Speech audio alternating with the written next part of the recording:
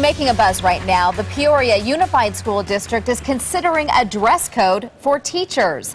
The new policy would cover everything from appropriate footwear to how much skin a blouse or skirt should expose. As it stands now, teachers and other staff are required to dress professional, but other than that, the term isn't defined. District leaders say the proposal is aimed at setting clear expectations of its employees while avoiding any awkward confrontations for principals who are enforcing those dress codes. So what is your take on this? Do you think teachers and school staff need to dress a certain way, have a dress code? And have you noticed a problem at your child's school in terms of adults dressing inappropriately? Joining us to discuss this topic and more, we have today's guest, marketing and social media professional Amanda Vega.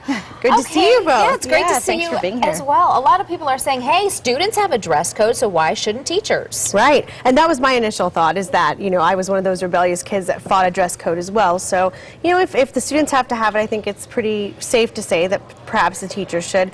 It's sad in general, right, that common sense can't prevail, and we're adults. An adult in a power position should have sort of sense to know what to wear, but obviously people are having problems with it if it's coming up. Well, back in the day, I remember all teachers really had a standard. It was the suit, you know, you really saw teachers covered up, but just in general, just across the country, our dress code is so relaxed. Absolutely. People wear pajamas to the grocery store and to the mall. So it's not surprising that teachers are relaxing as well. Well, it's relaxing everywhere. I have an office in New York City, which used to be consistently suits, and you're even seeing in the city people not suiting up and dressing more casually. And I've been to schools to pick up some of our workers that are at the high school level, and you do see very questionable clothing amongst the students for sure. The teachers, I've never had a question, but I wonder what's out there that's causing the ruckus. Well, someone on our Facebook posted that, our Facebook page posted that, especially in high schools, you have these students, the female students, who are dressing, again, questionably, and it's the teachers who are trying to compete with the students almost in their dress. Interesting.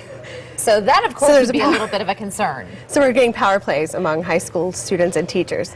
Yeah, and we do hear more and more, you know, teachers, there's been the issue of teachers going too far with students. So, of course, I'm sure, you know, school administrators really want to draw that line. Let's not tempt these teenagers, especially these young boys, and a teacher's bending over, her blouse is low, and there's all those questions out there. Yeah, can you imagine a teacher in stilettos?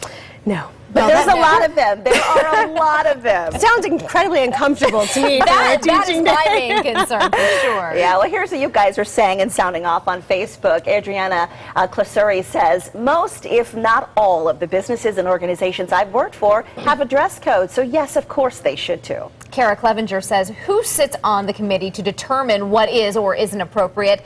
I'd like a seat at that table. This is just crazy beyond belief. And Mary Tompkins Burns says, I have not noticed teachers dressing inappropriately in my children's school, but the teachers and students have a dress code. If parents are volunteering at the school, the parents are expected to follow that same dress code as well. And Adrian says, why not? It's just another way to show children what's to be expected when they get older. Yeah, it's a professional standard. Right. That's for sure.